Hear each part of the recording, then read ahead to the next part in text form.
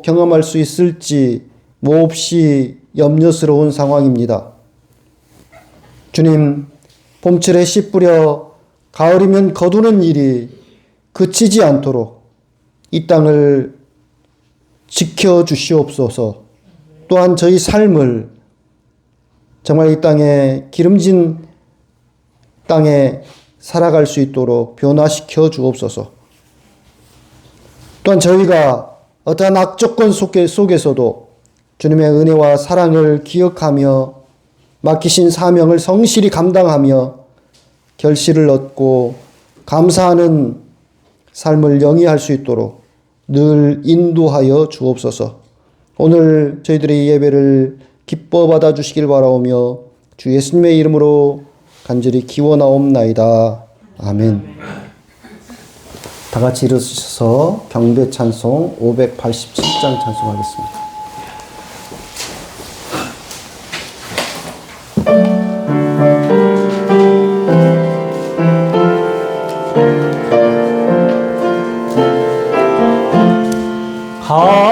감사하는 성도여 조수 찬송 부르세.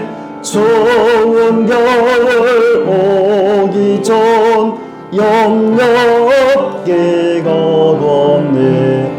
하나님이 우리에게 일용 양식 주시네. 저 예전에 모여서 조수 찬송 부르세. 이 세상은 마치요 주는 씨를 뿌리네.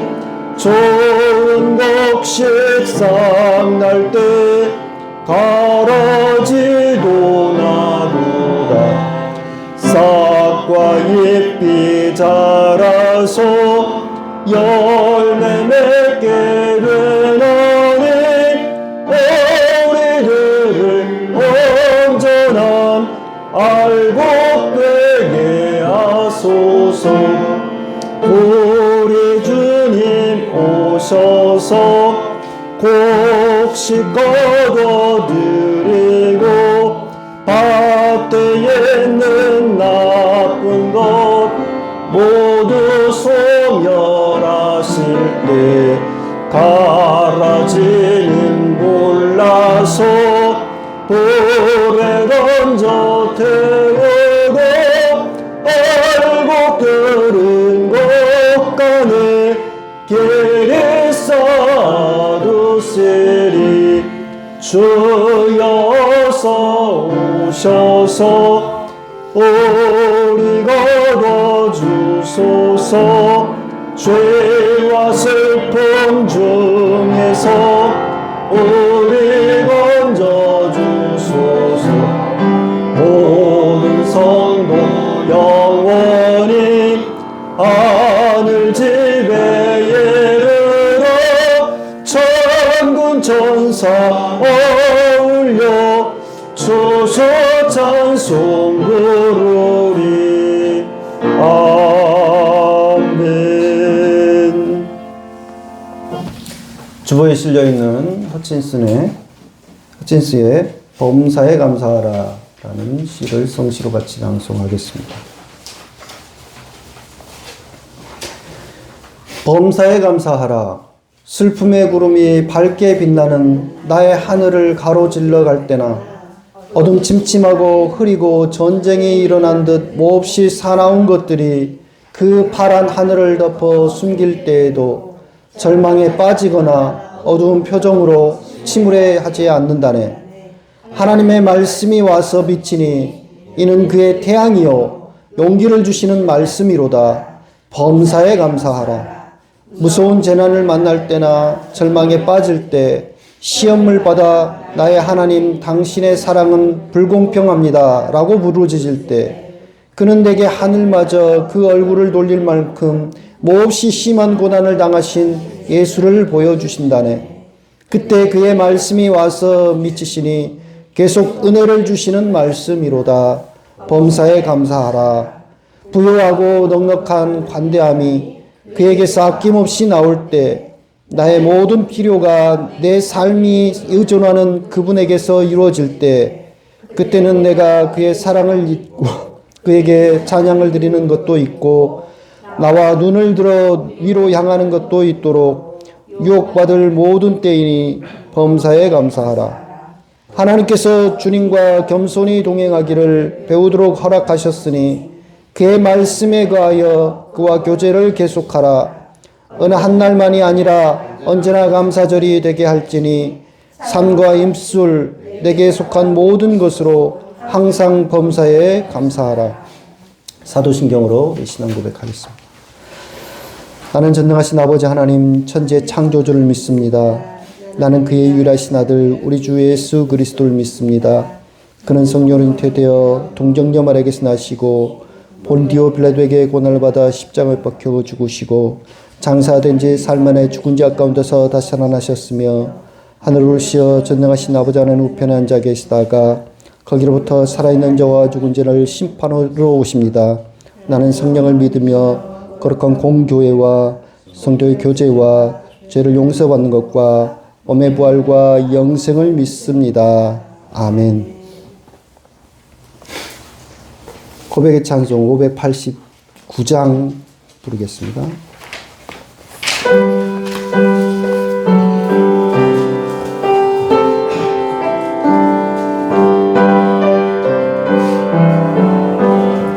넓은 들의 익은 곡식 왕금 물결 되치며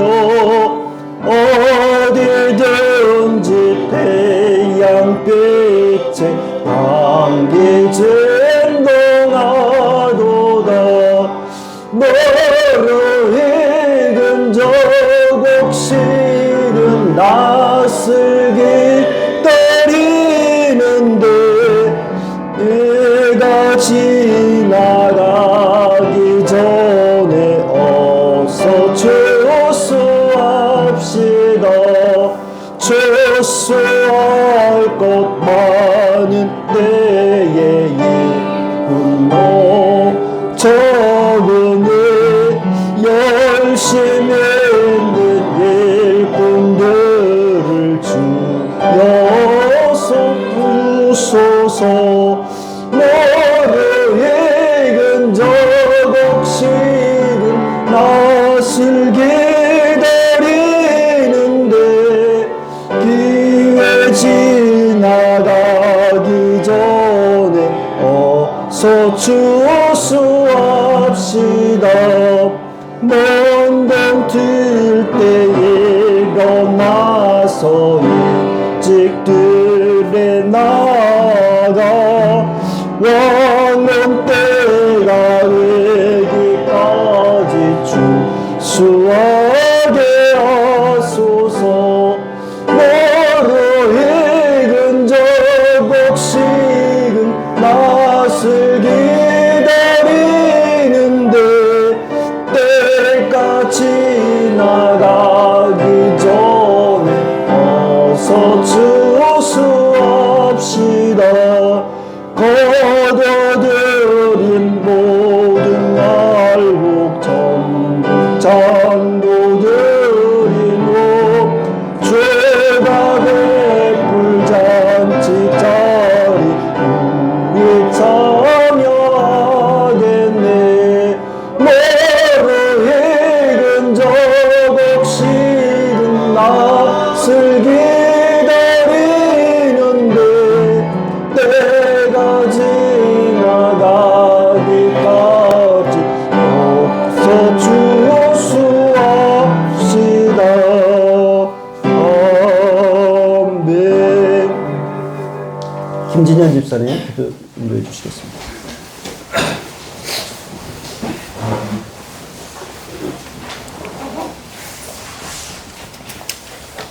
기도하겠습니다. 생명의 씨앗은 물, 흙, 그리고 태양빛을 받아 수개월의 광합석 자국 끝에 수확을 합니다. 꼭 백과를 추수하는 가을은 그런 결실의 계절입니다. 오늘은 수확의 계절에 감사 제를 드리는 날이기도 합니다. 하나님 주신 선물인 이 가을의 풍요에 주님께 감사할 뿐입니다. 주님, 이 추수 감사의 절에 저 자신의 1년을 돌이켜봅니다. 60대 중반에 건강, 지혜, 여유란 화두로 살았습니다. 하지만 부지런함과 조급함이 늘 불쑥불쑥 튀어나와 제 자신이 방황할 때가 많았습니다. 삶이 연륜이라고 말하지만 시절을 알아 살아가는 것이 지혜라고 말합니다. 제 자신 수명이 90세라고 말하면 7부 능서를 넘었습니다. 제 자신이 주님에게 사한 제사로 드릴 수 있으려면 더 성숙하고 지혜롭게 삶을 대처할 때입니다. 우리 교회 식구들도 되돌아봅니다. 목사님 가족은 50대, 일부는 60대 및 50대입니다. 우리 교회가 노령화로 가고 있습니다. 몸은 고단해도 늘 건강한 삶과 건강한 생각을 통해 가사의 마을에 덧불이 되길 기도해 봅니다. 아멘. 성경에도 수확기가 되어도 추수할 추수꾼이 없다고 주님은 말씀하셨습니다. 우리 서울샘 교우들이 추수하는 수확꾼으로서 늘 준비된 그리스도인이 되길 기도합니다. 아멘. 예수님 이름으로 기도하였습니다. 아멘.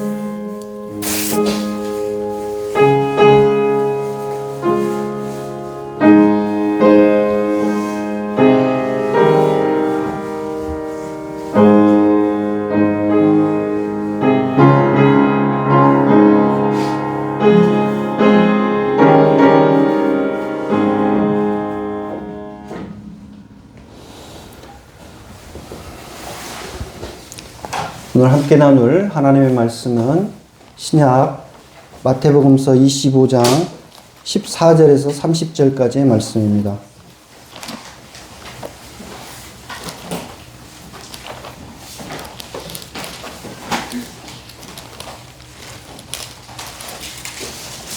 마태복음서 25장 14절에서 30절까지 말씀 제가 봉독하겠습니다. 또 하늘나라는 이런 사정과 같다. 어떤 사람이 여행을 떠나면서 자기 종들을 불러서 자기의 재산을 그들에게 맡겼다. 그는 각 사람의 능력을 따라 한 사람에게는 5달란트를 주고 또 한 사람에게는 2달란트를 주고 또 다른 한 사람에게는 1달란트를 주고 떠났다. 5달란트를 받은 사람은 곧 가서 그것으로 장사를 하여 5달란트를 더 벌었다. 2달란트를 받은 사람도 그와 같이 하여 2달란트를 더 벌었다. 그러나 1달란트를 받은 사람은 가서 땅을 파고 주인의 돈을 숨겼다. 오랜 뒤에 그 종들의 주인이 돌아와서 그들과 셈을 하게 되었다. 5달란트를 받은 사람은 5달란트를 더 가지고 와서 말하기를 주인님, 주인께서 5달란트를 내게 맡기셨는데 보십시오, 5달란트를 더 벌었습니다 하였다. 그의 주인이 그에게 말하였다. 잘했다, 착하고 신실한 종아. 내가 적은 일에 신실하였으니 이제 내가 많은 일을 내게 맡기겠다. 와서 주인과 함께 기쁨을 누려라. 2달란트를 받은 사람도 다가와서 주인님, 주인님께서 2달란트를 내게 맡기셨는데 보십시오, 2달란트를 더 벌었습니다 하고 말하였다. 그의 주인이 그에게 말하였다. 잘했다, 착하고 신실한 종아. 내가 적은 일에 신실하였으니 이제 내가 많은 일을 내게 맡기겠다. 와서 주인과 함께 기쁨을 누려라. 그러나 1달란트를 받은 사람은 다가와서 말하였다. 주인님, 나는 주인이 굳은 분이시라. 심지 않은 데서 거두시고 뿌리지 않은 데서 모으시는 줄 알고 무서워하여 물러가서 그 달란트를 땅에 숨겨두었습니다. 보십시오, 여기에 그 돈이 있으니 받으십시오. 그러자 그의 주인이 그에게 말하였다. 악하고 게으른 종아, 너는 내가 심지 않은 데서 거두고 뿌리지 않은 데서 모으는 줄 알았다. 그렇다면 너는 내 돈을 돈놀이 하는 사람에게 맡겼어야 했다. 그랬더라면 내가 와서 내 돈에 이자를 붙여 받았을 것이다. 그에게서 그 1달란트를 빼앗아서 10달란트를 가진 사람에게 주어라. 가진 사람에게는 더 주어서 넘치게 하고 갖지 못한 사람에게서는 있는 것마저 빼앗을 것이다. 이 쓸모없는 종을 바깥 어두운 데로 내쫓아라. 거기서 슬피 울며 이를 가는 일이 있을 것이다. 네, 집사님들 나오셔서 특송해 주시겠습니다.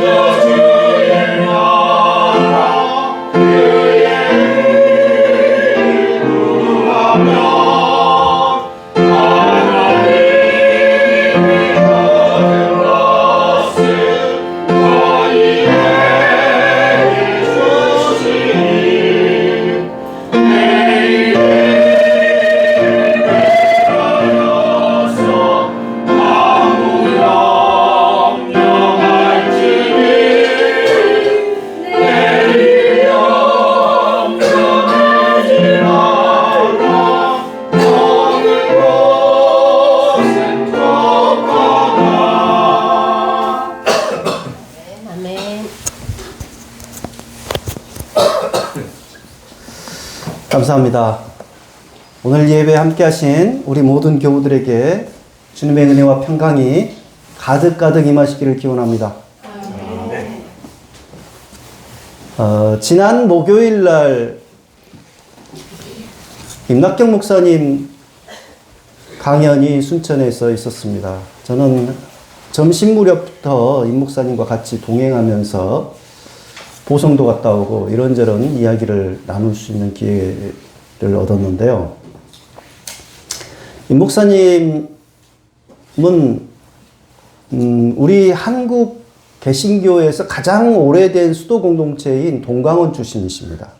그리고 맨발의 성자로 불리는 그 동강원을 만드신 이연필 선생님 제자이시고, 또 광주에 가면 오방로라는 길이 있어요. 그 오방 최흥종 목사님의 제자이기도 합니다. 그 광주 시민장으로 두 번째로 그분이 돌아가셨을 때 7일만큼 그 굉장한 광주 지역에 영향을 끼치신 분이신데, 그 오방 최흥종 목사님, 그리고 한국의 공자를 능가하는 사상가로 또 조명을 받고 있는 그 다석 유영모 선생, 다석 유영모 선생님에게도 이제 20년 가까이 교류하면서 배우신 그런 분입니다. 근데 하고 다니시는 것이 꼭 시골 할아버지예요. 얼굴도 그렇고 뭐 행색도 그렇고, 그러니까 사람들이 뭐 그냥 동네 시골 할아버지다 이렇게 생각하기 쉬운데, 상당히 그 외모와 달리 비범한 분입니다. 나름. 살아오신 이력도 그렇고, 또 본인의 그 독특한 자연치유법이랄지 또는 수맥이랄지 이런 자기 전문 분야를 개발을 해가지고 상당히 그 식견을 가지고 계신 그런 분이시죠.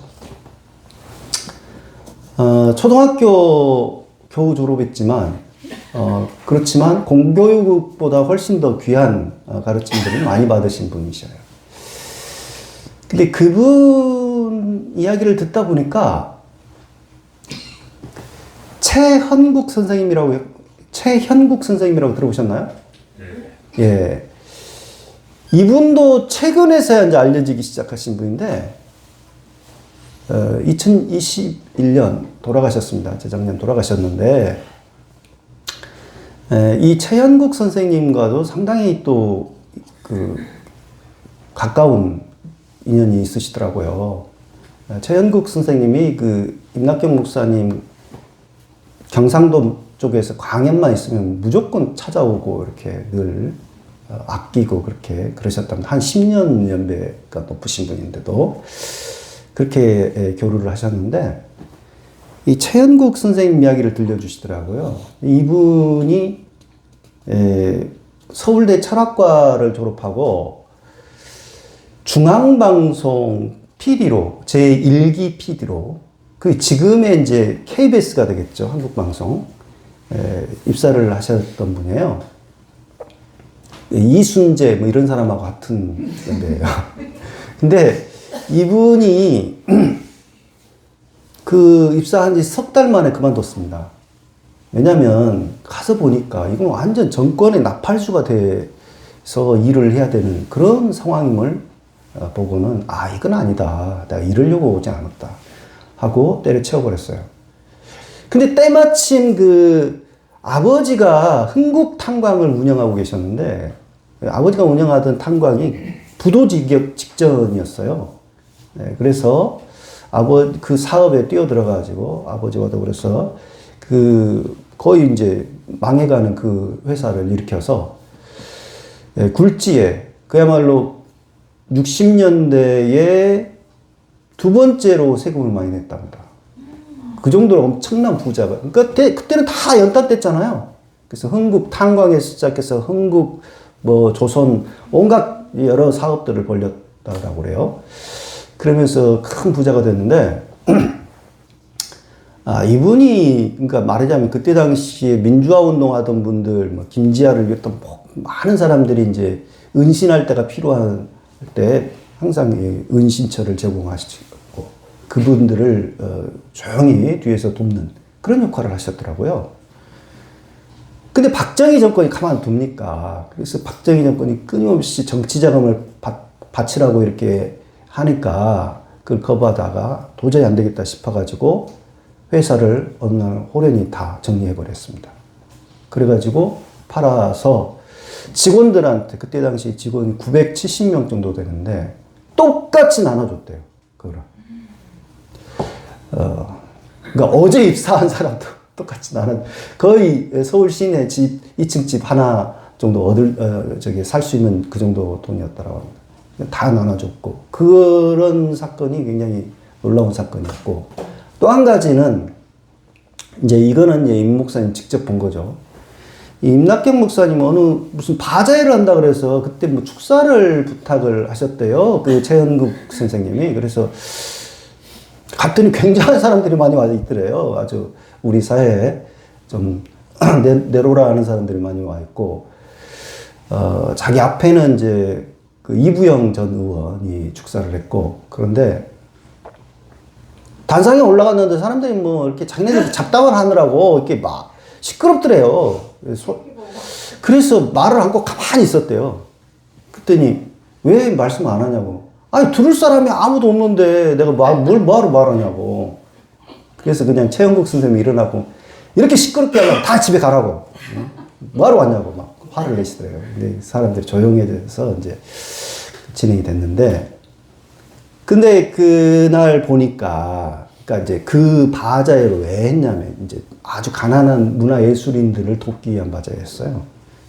그때 사람들이 막 그림 같은 것도 막 3천만 원 막 이런 거를 쉽게 사가고 막 그러더래요. 이제 그렇게 하는 걸 봤고, 마지막 이제 노안으로 병원에 입원해 계실 때, 최 선생님 입원해 계실 때 찾아뵀더니, 병문안을 갔더니 막 누구한테 전화를 막 하고 계시더래요. 그래서 전화를 해갖고, 야, 내가 지금 돈을 좀 이렇게 순환을 좀 시켜야 되겠다. 그러니까 너 100만 원 빨리 입금해. 이런 식으로 전화를 하시더래요. 그래서 이제 임낙경 목사님한테도 100만 원을 주시면서 이런 식으로 좀 돈을 순환을 시켜라. 필요한 사람들한테. 그렇게 하시더래요. 그래서 이제 마침 그 해외에 유학 가 있던 어떤 사람이 찾아와서 그분한테 그걸 전달을 했다고 그러는데, 그러니까 마지막 돌아가실 때까지 필요한 사람들한테 그렇게 자기 모든 것을 그렇게 나눠주신 그런 분이었다라고 하는 것을 증언을 하시더라고요.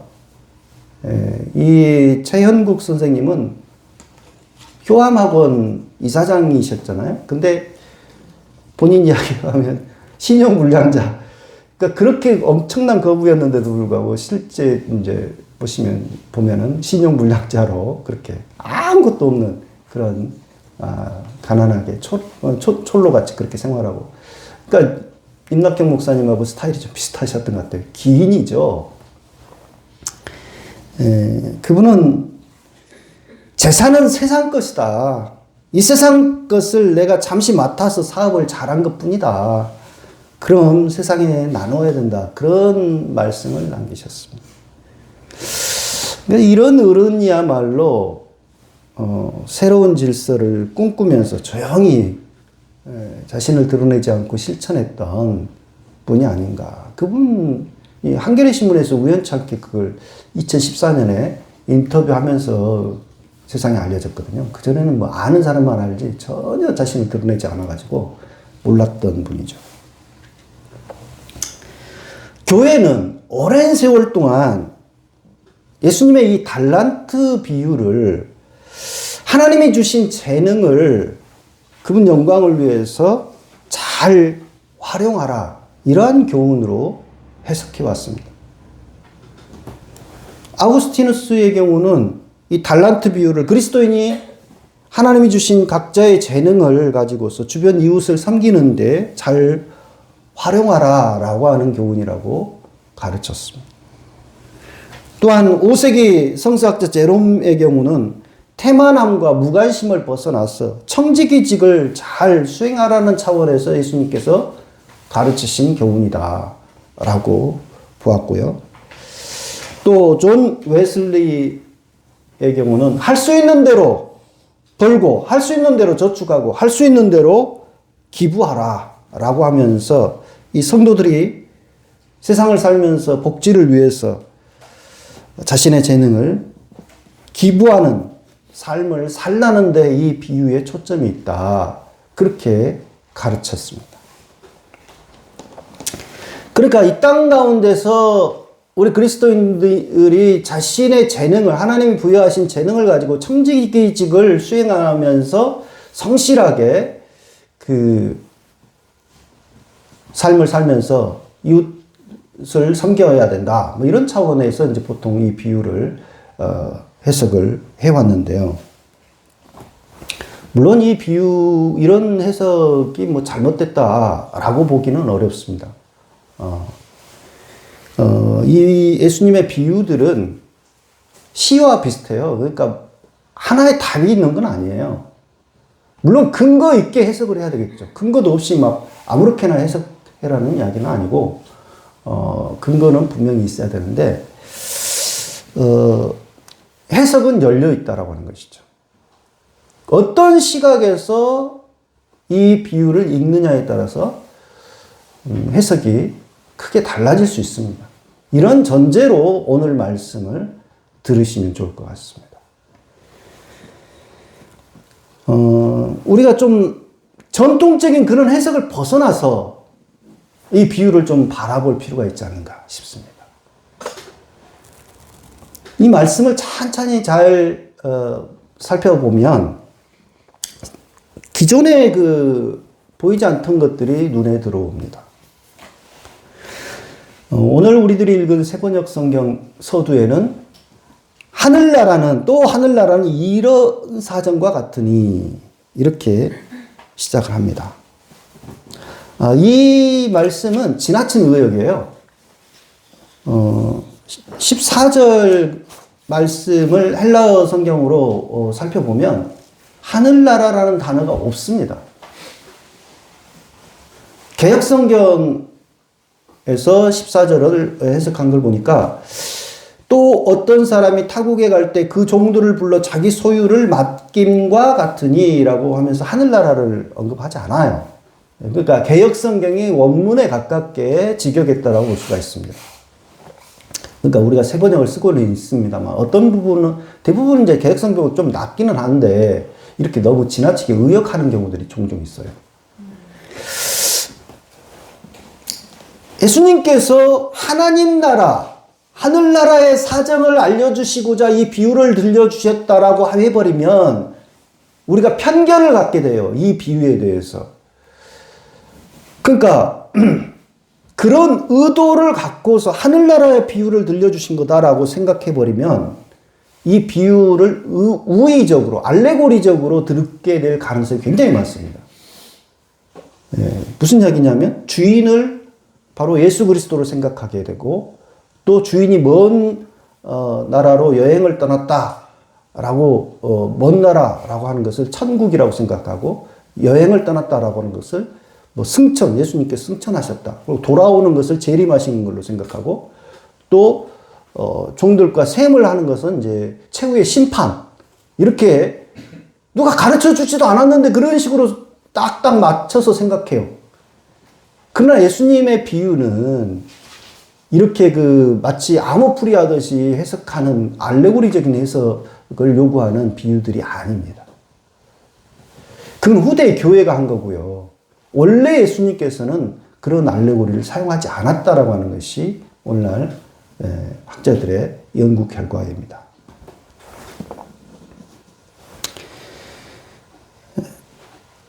이 비유를 읽을 때 섣불리 이 주인을 하나님이나 예수 그리스도로 그렇게 연결시키지 말아야 된다는 거예요. 그렇게 되면 편견을 자꾸 갖게 되니까. 사실 이 비유에 나오는 주인의 이미지는요, 하나님이나 예수님의 이미지와 잘 부합하지 않습니다. 달란트 비유에 대해서 오랜 오해 중에 하나는 이 달란트를 재능이나 소질로 이해하는 거예요. 이거는 이제 영어의 탤런트라는 단어 때문인데, 탤런트가 재능과 소질을 의미하기 때문에, 물론 달란트에서 나온 말입니다. 그러긴 하는데, 원래 이 달란트, 이 헬라어 이 탈란톤에서 나온 말인데요. 이 달란트는 재능 소질을 뜻한다. 그러니까 신약시대, 성서시대의 이 달란트는 재능 소질을 의미한다라기보다는 어떤 은전이나 금전의 무게를 재는 단위였어요. 그러니까 화폐 단위입니다. 화폐 단위. 네. 그것도 엄청난 돈을 의미합니다. 1달란트는 어느 정도의 돈이냐면 6,000데나리온에 해당되거든요. 6,000데나리온. 한 데나리온이 노동자 하루 품삯이잖아요. 6,000데나리온이면은 노동자가 20년을 모아야 될 돈이에요. 한 푼도 안 쓰고. 그러니까 1데나리온을 한 10만 원 정도로 친다면은 7억 2천만 원이라고 하는 어마어마한 돈입니다. 오늘날로 따지자면은 1데나리온이 그렇게 1달란트가 그렇게 큰 돈이에요. 그러니까 이 주인이 여행을 떠나면서 이 3명의 종에게 자신의 재산을 맡기지 않습니까? 첫 번째 종에게는 5달란트를 맡기고, 두 번째 종에게는 2달란트를 맡기고, 세 번째 종에게 1달란트를 맡겼는데, 두 사람, 그러니까 5달란트와 2달란트를 받은 사람은 그걸 가지고 바로 가서 장사를 해서 배로 남겼다라고 그랬습니다. 주인이 돌아오기까지. 근데 1달란트를 받은 사람은 어떻게 했습니까? 그 돈을 받자 바로 땅에다가 파묻어서 숨겨놨다. 그리고 주인이 돌아오니까 그것을 내놓았다라고 되어 있습니다. 첫 번째 5달란트를 받아서 5달란트를 더 남긴 그 10달란트를 만든 종에게 주인이 와서 뭐라고 합니까? 착하고 신실한 종아, 잘했다 하고 칭찬하지 않습니까? 두 번째 종도 마찬가지입니다. 2달란트 받았는데 2달란트 더 넘겨서 4달란트를 만들었어요. 그래서 착하고 신실한 종아 하면서 잘했다라고 칭찬합니다. 근데 세 번째 종은 뭐라고 합니까? 이 종이 참 맹랑한 사람이에요.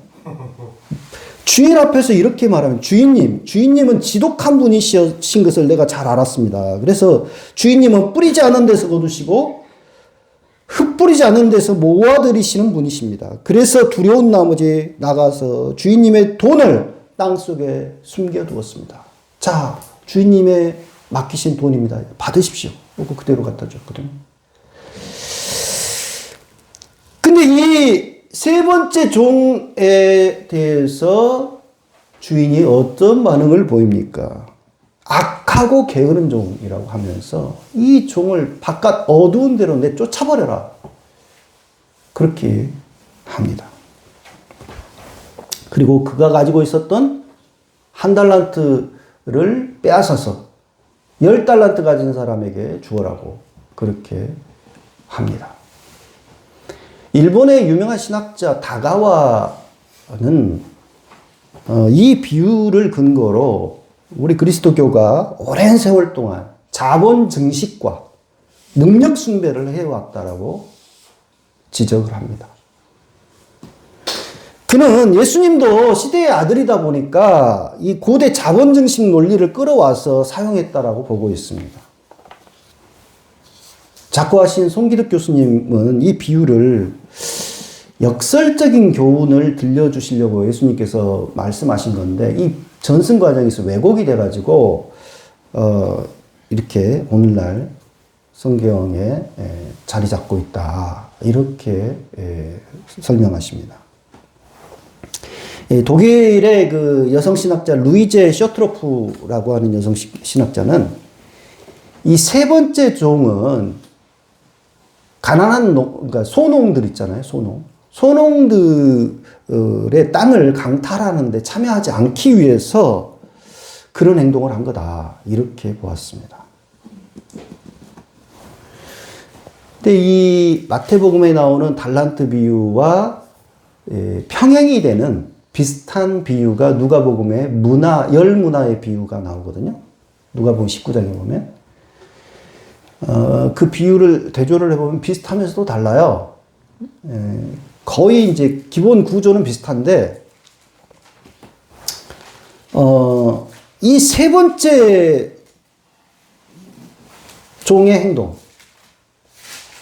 그러니까 이제 이 문화의 비유에는 그냥 주인이라고 나오지 않고 어떤 사람이 왕위를, 귀족인 어떤 사람이 왕위를 받기 위해서 먼 나라 여행을 떠나면서 종들한테 문화를 맡기죠. 문화도 이제 돈의 단위인데 돈을 맡겨놓고 가는 형태로 나옵니다. 근데 이제 돈을 똑같이 맡겨요. 막 이렇게 차등을 주어서 맡기는 게 아니고 그 누가복음의 비유에서는. 그런데 그 사람이 돌아와서 그렇게 그 이제 말하자면 세 번째 종에 해당되는 돈을 말하자면 투자를 해가지고 불리지 않은 그 종에 대해서 어떻게 하냐면 그 누가복음에서는 그 사람을 비롯해서 자신이 왕이 되기를 원치 않았던 원수들을 내 앞으로 끌어와서 다 죽여라 이렇게 명령합니다. 굉장히 폭력적이죠.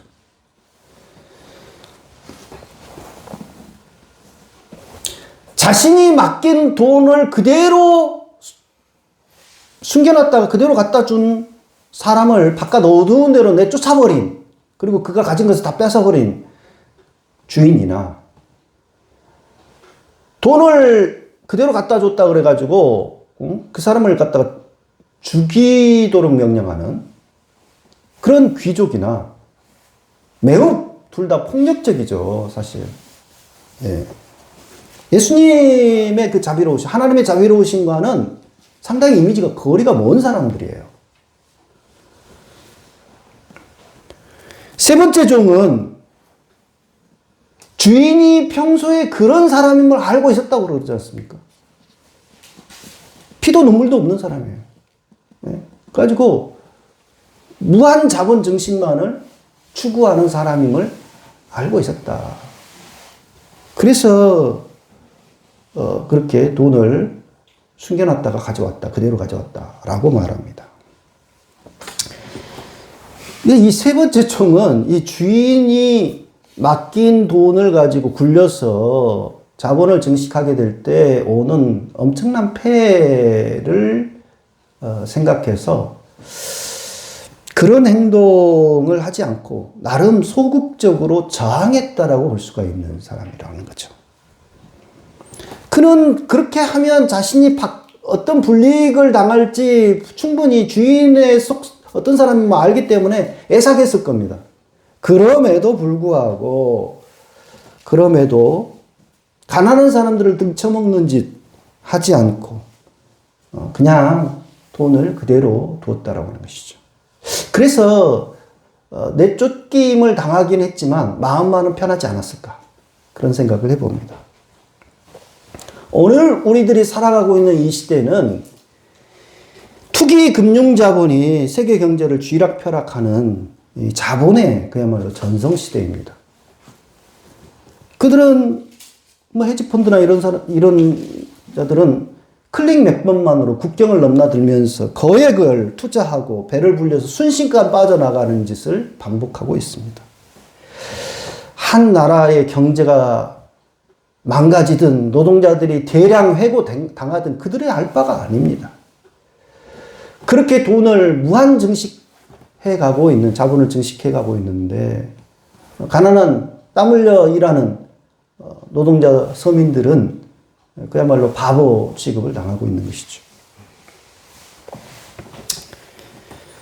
많은 사람이 지금의 자본주의 시스템이 지구 환경을 망가뜨리고 빈부격차를 심화시키고 소외와 차별을 낳는 극악한 폐해를 가져오고 있다는 사실을 느끼고 알고 있습니다. 이건 아닌데 라는 생각을 하고 있습니다. 하지만 이 자본주의 톱니바퀴에서 떨어져 나가는 순간 죽음이다, 끝장이다, 이런 생각에 완전히 세뇌되다시피 해 있기 때문에 감히 저항할 생각을 못하고 있습니다. 하지만 다행히 오늘날에 와서 협동조합 또는 마을 공동체 이런 것들이 조금씩 생겨나면서 대안을 만들어 가려고 하는 사람들이 있습니다.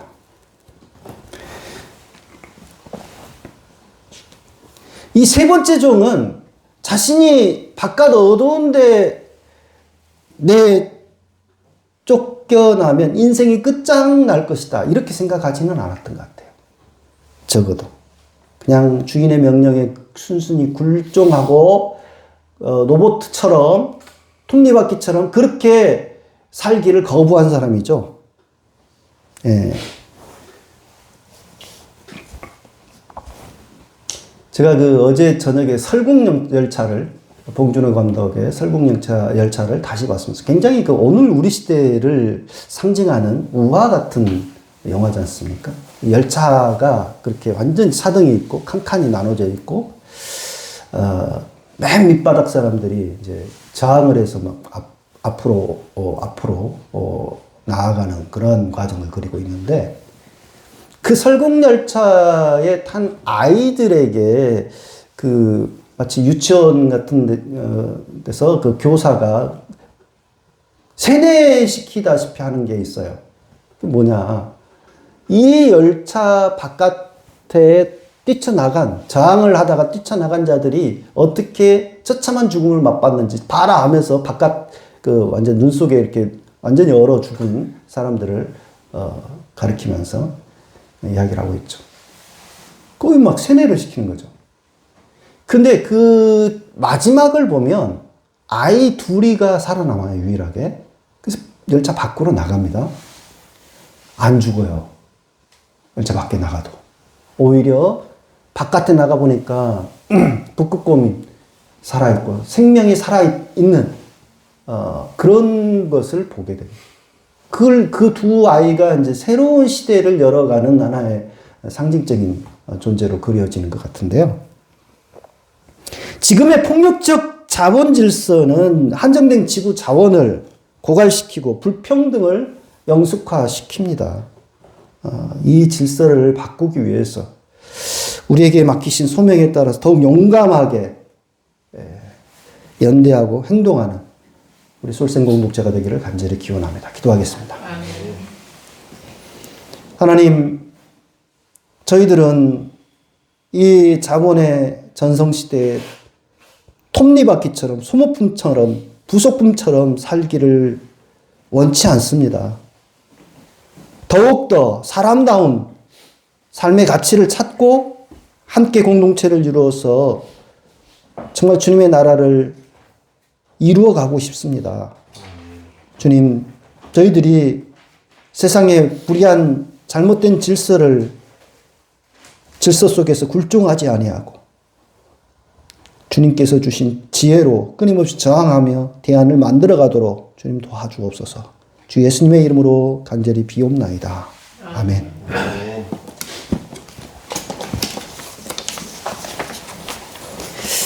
찬송가 52장 1절 2절 보시면서 응원드리겠습니다.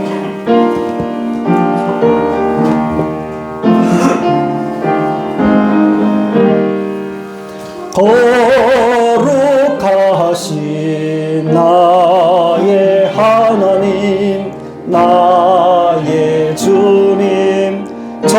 나보다 귀한 생명 값도 없이 베푸시니 주님 위에 나의 생명 아낌없이 바칩니다. 은혜로우신 나의 하나님 나의 주님 가난하고 빈 마음에 하늘 보배 채우시니 내게 있는 모든 것을 주 뜻대로 드립니다. 아멘. 함께 감사 기도하렵니다. 하나님, 저희들이 한 해 동안 수고하여 거둬들인 것들을 감사하며 주님 앞에 감사의 예물을 드립니다. 주님, 우리가 직접 농사 지은 것도 있지만 우리가 한 해 동안에 가르치고 또 일하여 얻은 성과들도 있습니다. 주님, 그 모든 것이 다 주님의 은혜 가운데서 이루어진 결실임을 고백하며 드린 예물 기뻐 받아 주옵소서. 바치는 손길마다 주님 하늘의 크신 은혜로 대갚아 주옵시고 삶 속에서 늘 감사가 메마르지 않도록 주님 늘 동행하여 주시길 원하옵나이다. 주님, 우리 솔샘 교회가 이 지역사회에서 정말 마르지 않는 샘처럼 항상 주의 은혜를 끼치는 아름다운 공동체 되도록 지켜 인도하여 주옵소서. 감사드리오며 주 예수님의 이름으로 감사 기도하려옵나이다. 아멘. 네, 평화 인사 함께 나눠주십시오. 네, 주의 이름으로 평화를 빕니다.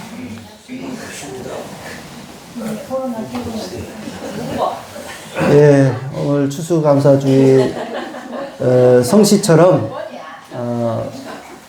매일매일 감사주일이 이어지기를 바랍니다. 그래서 감사 속에서 우리들이 살아가기를 바랍니다.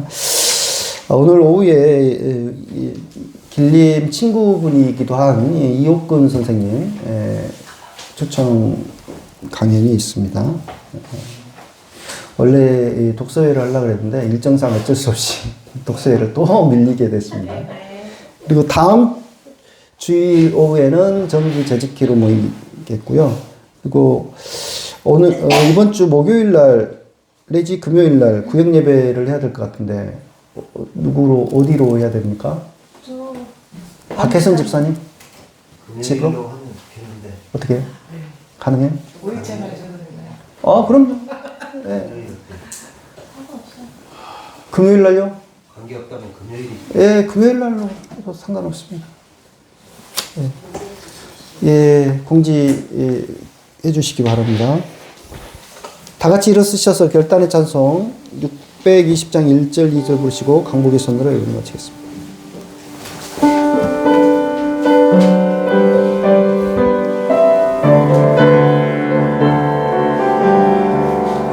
여기에 모인 우리 주의 은총 받은 자여라. 주께서 이 자리에 함께 계심을 아노라.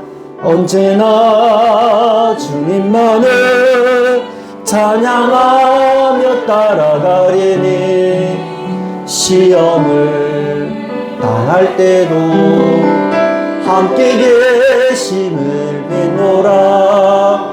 임의든 더욱 굳세라. 주가 지켜주신다. 어두운 밤에도 주의 밝은 빛 인도하여 주신다.